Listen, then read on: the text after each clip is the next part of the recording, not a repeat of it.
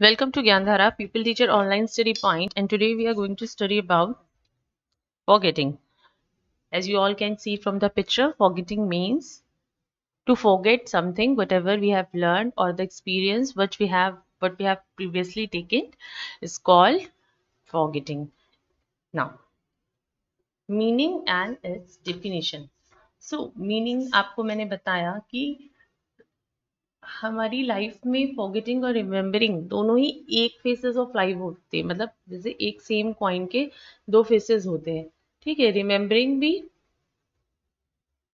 And forgetting. और forgetting एक तरीके से देखा जाए तो हमारे लिए बून है। बून इसलिए है कि अगर हम अपने प्रीवियस और इनकरेक्ट रिस्पॉन्सेज को फॉरगेट कर लेंगे तभी हम करेक्ट रिस्पॉन्सेज को रिमेंबर कर सकते हैं ना। तो देर इज अ डिफरेंस। जैसे लोग कहते हैं कि बहुत बेकार याददाश्त है, अच्छा है कि बेकार याददाश्त है क्योंकि हम बैड एक्सपीरियंसेस को ईजिली भूल जाते हैं। So forgetting is also very important in our life. If there is no ability of forgetting, our life would have been very miserable. Why miserable? Because forgetting and knowing everything and keeping everything in mind will always disturb our mind. So forgetting is very important thing, as well as it is very you can say it is a gift from God to all of us, the human beings. Okay, so now we come for the definition. The definition is बहुत सारी हैं, मैं हर बार की तरह बोलती हूँ कि आप इसे अपने पास ही लिख लीजिए। और ये डेफिनेशन जो मैं आपको बता रही हूँ ये MUNN मन की है, या मुन इसको प्रोनाउंस करते होंगे। That forgetting is the loss, permanent or temporary,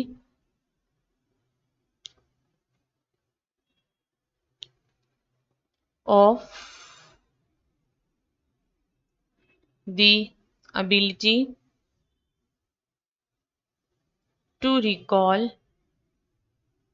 or recognize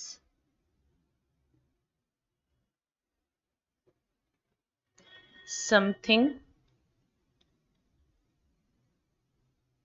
learned earlier. So, forgetting is what? It is a permanent or temporary loss of the ability to recall whatever we have recognized is something learned earlier, और whatever हमने जो भी previously experience किया था, अगर हम उसे भूल जाते हैं तो एक तरह का it's a kind of failure to recall any experience at a time. It's a kind of failure, but it is important to us. It is, आप ये इसको एक इसकी कैरेक्टरिस्टिक फीचर में लिख सकते हैं कि forgetting is termed as failure in recall of anything. कोई भी चीज अगर हम याद करने में फेल हो जाते हैं तो that is forgetting. So I hope the definition is clear to all of you. Now, types of forgetting. Okay, forgetting को basically 3 टाइप्स में भी बांटा गया है और उसमें भी हर टाइप के 2 सब टाइप्स हैं। तो हम पहली बात करते हैं। इसमें 2 तरीके की फॉरगेटिंग की बात इन्होंने की है। एक है नेचुरल और दूसरी है मॉर्बिड। एक है आपकी नेचुरल फॉरगेटिंग, एक है morbid forgetting. So natural forgetting का क्या मतलब होता है कि मतलब इंडिविजुअल फॉरगॉट, मतलब कोई व्यक्ति कोई चीज भूल गया, ये नेचुरल फॉरगेटिंग है। मॉर्बिड फॉरगेटिंग का मतलब क्या होता है कि कुछ चीजें ऐसी होती हैं कि मतलब विशफुल होती हैं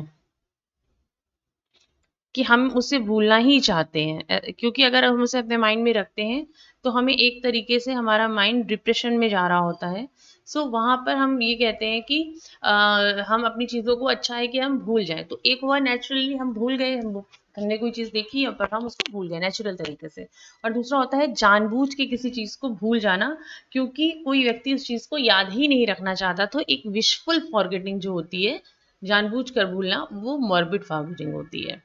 दूसरा होता है जनरल और स्पेसिफिक। जनरल फॉरगेटिंग और स्पेसिफिक फॉरगेटिंग। जनरल फॉरगेटिंग का मतलब ये होता है कि जनरल फॉरगेटिंग में total loss of recall of previous experience, मतलब कि पूरी की पूरी ही चीज भूल गए किसी भी चीज के बारे में, पूरी पूरी। और स्पेसिफिक फॉरगेटनेस का मतलब क्या होता है, अगर हम एक पार्ट भूले हैं ऑफ द टोटल एक्सपीरियंस, तो वो स्पेसिफिक मतलब फॉरगेटिंग होगा। एंड थर्ड होता है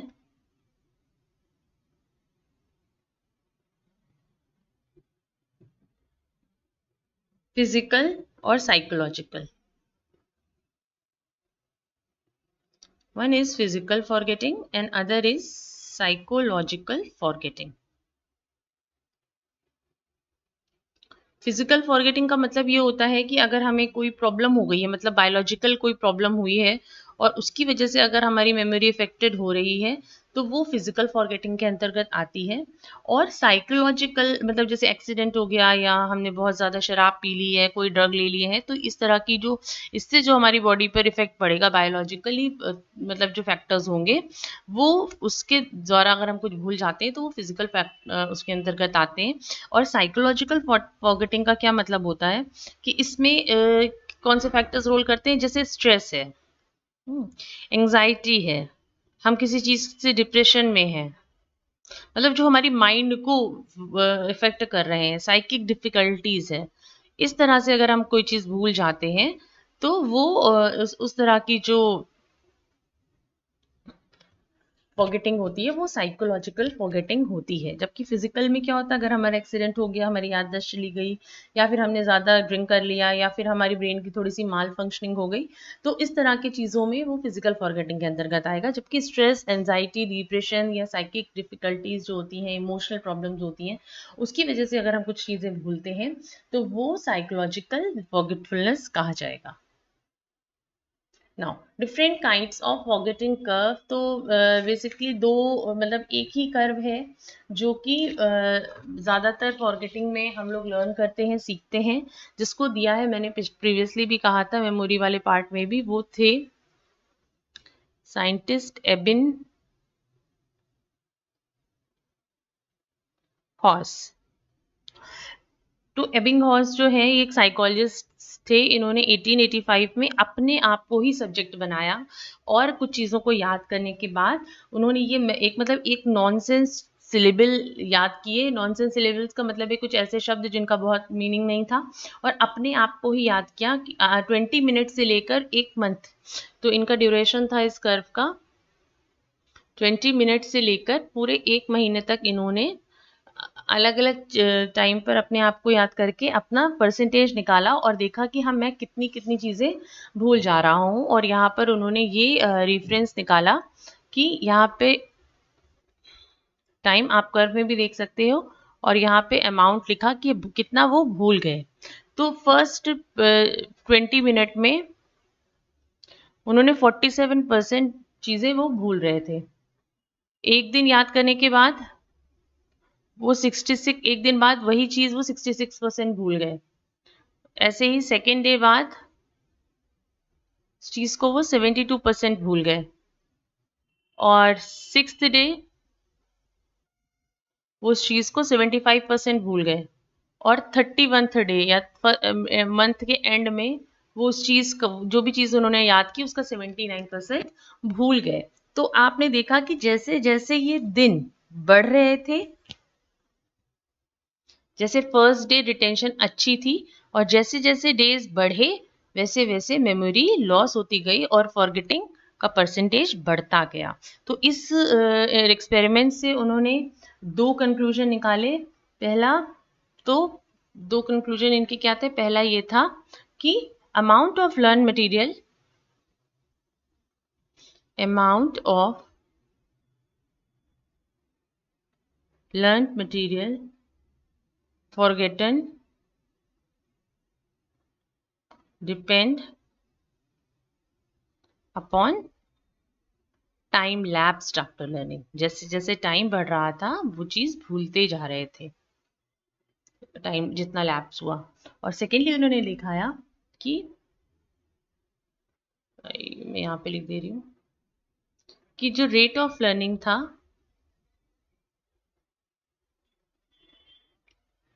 very rapid at first and then diminishes। मतलब शुरुआत में जब उन्होंने लर्निंग की तो उन्हें 100% चीजें याद हो गई, लेकिन जैसे जैसे दिन घटते गए तो उनकी चीजें वो भूलते चले गए। तो लर्निंग जो है वो शुरुआत में बहुत फास्ट होती है, पर धीरे धीरे करके टाइम बाय टाइम वो चीज भूलते जाते हैं। ये देखिए, तो ये भी मेमोरी रिटेंशन का कर्व है कि हमें कैसे याद रहती है चीज़ें। ये वाला कर्व तो देखिए फॉरगेटिंग कर्व है जो इबिंगहैम ने दिया हुआ था। और इसके बाद जब आप चीज़ों को रिपीट करते हैं यानी याद करने का भी प्रयास करते हैं, तो ये देखिए first repetition, second repetition, third repetition में फॉरगेटफुलनेस जो है वो नई इंफॉर्मेशन की फोर्थ रिपीटिशन में जाकर जैसे जैसे समय आगे बढ़ता है कम होती जाती है मेमोरी। और उसके अकॉर्डिंग आप कहते हैं कि हम कोई चीज़ जो थी नई इन्फॉर्मेशन फर्स्ट रिपीटिशन में देखिए हमें काफ़ी अच्छे से याद हुआ, लेकिन वो डिक्लाइन हो गया।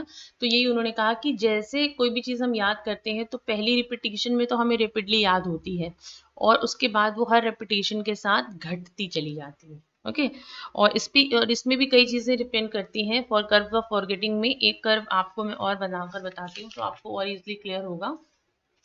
जैसे मान लीजिए यहाँ पे हमने डेज लिखे हैं और यहाँ पे परसेंटेज फॉरगॉटन का लिखा है कि हम कितना भूल रहे हैं। तो आप देखेंगे कि अगर आपने कोई पोयम याद की है, प्रोज याद किया है, तो आप 50% भूलेंगे क्योंकि वो हम लय और रिदम के साथ मेमोराइज करते हैं। फिर अगर हमें कोई कहानी याद की है, फिर पोएट्री छोटी होती है तो वो भी थोड़ी रिदम के साथ हमें याद होगी। और उसके अलावा जो नॉनसेंस सिलेबली होगी वो ज़्यादा, मान लो 80% के आसपास हमको याद होगी। तो अमाउंट ऑफ मटेरियल क्या है उसके ऊपर भी फॉरगेटिंग डिपेंड करती है। नाउ बहुत सारे लोगों ने बहुत सारी थ्योरीज को दिया क्योंकि everybody wants better retention and timely reproduction. However it doesn't always happen in the way we desire. All of us are universally get affected by the mechanism of forgetting. So why do we forget? इस बात को कि हम क्यों भूल जाते हैं, it's not very simple task to answer. So it has been subject of extensive research by the psychologists, and as a result they have come out with the explanation which are named as theories of forgetting. और there are four main theories. हम लोग एक एक करके उन्हें discuss करते हैं। तो first one is the theory of natural decay theory, the theory of disuse. और ये थ्योरी जो थी इनका ये मानना था, और यहाँ पे देखिए एबिंगहॉस ने भी यहाँ पे उन्होंने भी अपनी कंक्लूजन से ये बात बोली। और ये थ्योरी इस बात को मानती है कि समय के साथ साथ मेमोरी ट्रेसेस डिके, मतलब विद टाइम, जो मैंने आपको मेमोरी में पढ़ाया था कि जो हमारे फॉर्म माइंड में इंग्राम्स फॉर्म होते हैं, मेमोरी ट्रेसेस फॉर्म्स होते हैं, वो विद टाइम्स डीके हो जाते हैं, जिसकी वजह से हम चीज़ों को भूलने लगते हैं। अगर हम कोई बहुत पहले की कोई चीज़ याद करना चाहेंगे तो हम याद नहीं कर पाएंगे, because the memory traces decay in long term और whatever things stored in our memory simply on account of lapse of time. तो जैसे जैसे लर्निंग जैसे जैसे हम आगे की करते जाते हैं तो वो हमारे टाइम के साथ साथ वो इम्प्रेशंस वीकर पड़ते जाते हैं और चीज़ें फेड हो जाती हैं हमारे माइंड से। और ये थ्योरी इसी चीज़ को फेवर करती है कि टाइम पे हमारी चीज़ें मतलब हम ज़्यादा समय के साथ, लंबे टाइम के साथ हमारे मेमोरी ट्रेसेस डिके होते हैं और हम चीज़ों को भूल जाते हैं। Now the next theory is interference theory. ये इंटरफेरेंस थ्योरी एक फेमस साइकोलॉजिस्ट है सीटी मॉर्गन, इन्होंने ये थ्योरी दी। और यहाँ पर इन्होंने मतलब कहा कि हम कोई भी चीज़ इसलिए भूल जाते हैं क्योंकि वो चीज़ें इंटरफेयर करने लगती हैं विद पास्ट एक्सपीरियंसेस। मतलब कि जो चीज़ें हमने न्यू लर्निंग जो होती है वो इंटरफेयर करने लगती है पास्ट एक्सपीरियंस के साथ, जिसकी वजह से हम चीज़ों को भूल जाते हैं। And because of interference of other things we forget things, ये कहा जाता है। और इसमें भी इन्होंने दो शब्दों को इस्तेमाल किया। पहला था प्रोएक्टिव इनहिबिशन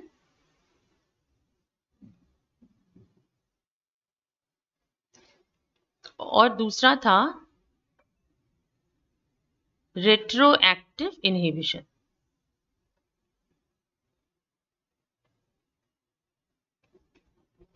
ठीक है, तो अगर अर्लियर रेफरेंसेस लेटर लर्निंग के साथ इंटरफेयर करते हैं, अर्लियर एक्सपीरियंसेस अगर वो इंटरफेयर करते हैं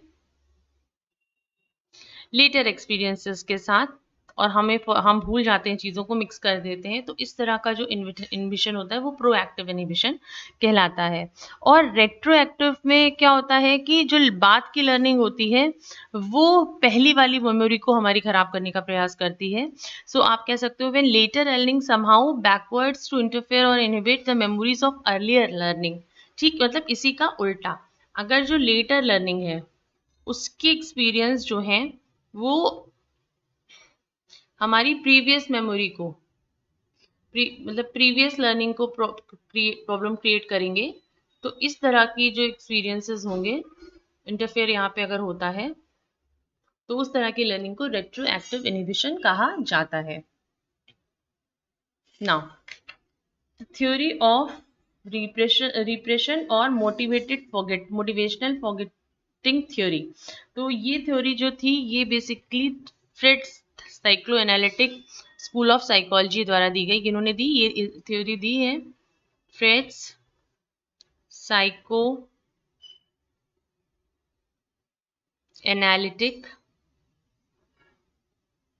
स्कूल ऑफ साइकोलॉजी, इनके द्वारा ये थ्योरी दी गई। और इन्होंने ये कहा कि under a heavy emotional shock are seen to forget people under sorry are seen to forget even their names।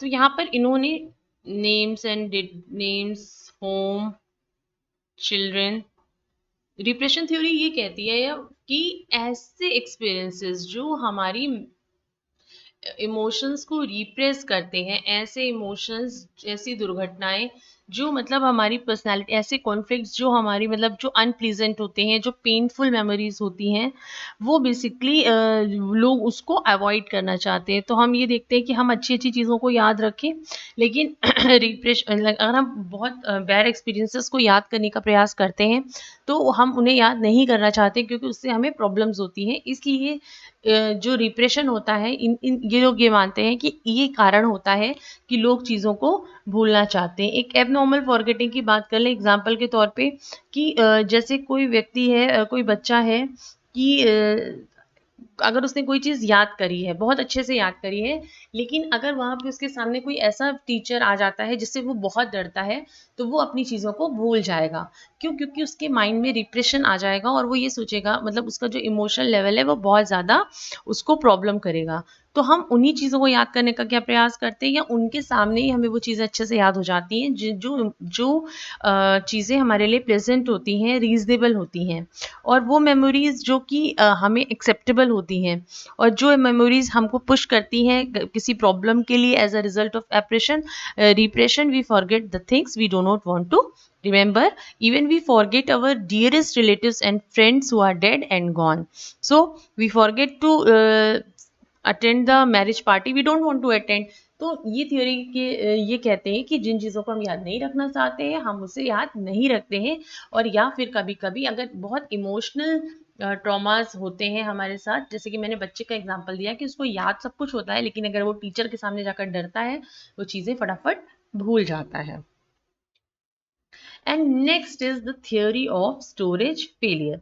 तो ये थियोरी ये कहती है कि क्योंकि हमने अपने माइंड में चीज़ों को स्टोर तो करा है इनग्राम्स के फॉर्म में, पर जो स्टोरेज होती है वो अगर क्वाइट माइंड के लिए अनसेटिस्फैक्ट्री होती है या डिफेक्टिव स्टोरेज होता है, तो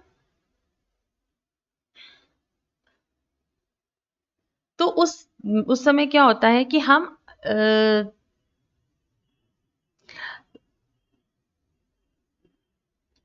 अगर इस तरह से होता है तो वी आर अनेबल